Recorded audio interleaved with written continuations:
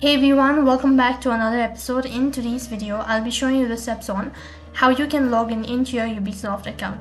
In order to log in, first of all, make sure that you've already registered or that you already have an account. So then to begin with, open up a web browser. After you open up a web browser, on the web address bar, type in www.accounts.ubisoft.com/login. This is going to directly take you to the login field. So in order to log in into your account, you'll need to provide in some certain information such as your email address or the password registered with your Ubisoft account. So once you're done entering your information, click on the login button, and if you're provided a valid information, then you'll be logged into your account. Click on the login button and then you'll be logged into your account.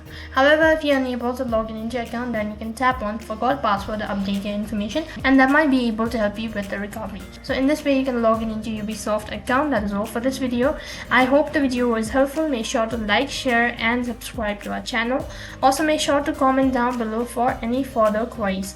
Thank you for watching. See you in the next video.